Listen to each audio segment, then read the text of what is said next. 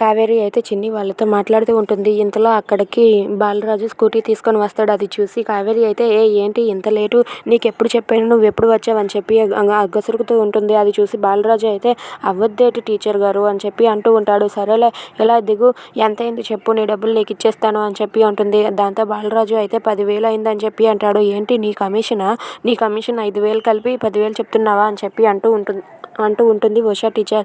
అది వినగానే బాలరాజు అయితే లేదు, 10,000 మొత్తం నా కమిషన్ అని చెప్పి అంటాడు.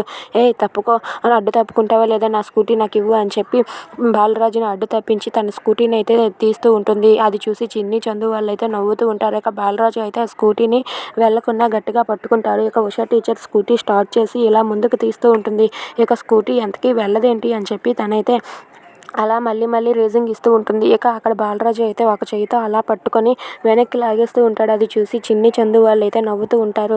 అలా నవ్వుతూ ఉండడం చూసి అక్కడ ఉన్న కావేరి అయితే ఏంటి ఏమైంది అని చెప్పి ఒక్కసారిగా వెనక్కి తిరిగి చూస్తుంది. చూసేసరికి బాలరాజు స్కూటీ పట్టుకుని ఉంటాడు. దాంతో అక్కడ ఉన్న కావేరి అయితే మిస్టర్ ఏం చేస్తున్నావు, నువ్వు వదులుతావా లేదా అని చెప్పి అంటూ ఉంటుంది. అది వినగానే అక్కడ ఉన్న బాలరాజు అయితే మరి నా 10,000 ఇవ్వండి టీచర్ గారు అని చెప్పి ఆడుకుంటూ ఉంటాడు. If you like this video please subscribe.